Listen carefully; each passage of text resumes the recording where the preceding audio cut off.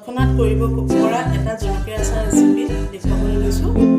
বাৰীত বহুত জলকীয়া পকি আছিল। প্ৰথম মই সেইখিনি ছিঙি আনিলোঁ, আনি পেলাই ভালদৰে ধুই শুকুৱাই ল'লোঁ যাতে পানী নাথাকে। আৰু সেইখিনি ভাতত নলগাকৈ সৰু সৰুকৈ কাটিলোঁ। কাটি পেলাই এইখিনি ল'লোঁ। এতিয়া লৈ পেলাই ইয়াত অকণমান এতিয়া নিমখ দিম।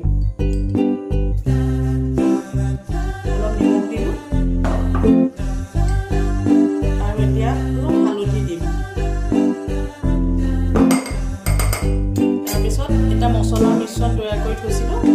এই মছলা মিশ্ৰণটোত আছে জিৰা, ধনিয়া, পাঁচফোৰণ, চফ আৰু বগা সৰিয়হ আৰু শুকান জলকীয়া। এই ধুনীয়াকৈ এটা মিশ্ৰণ প্ৰস্তুত কৰি ল'লোঁ।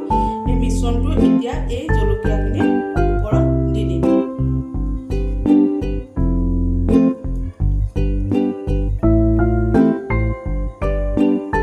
তাৰপাছত কেৰাহীত অলপ তেল গৰম কৰি লৈ পেলাই ঠাণ্ডা কৰিলোঁ। ঠাণ্ডা কৰা তেলখিনি এতিয়া এই জলকীয়াৰ মিশ্ৰণটোত লাহে লাহে দি দিম।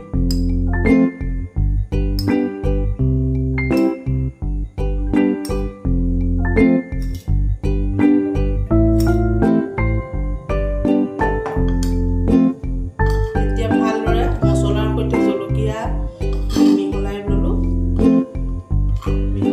আৰু এতিয়া এইখিনি এটা গ্লাছৰ শুকান বটলত ভৰাই ৰ'দত দিব লাগিব যাতে টেষ্টটো আৰু সুন্দৰ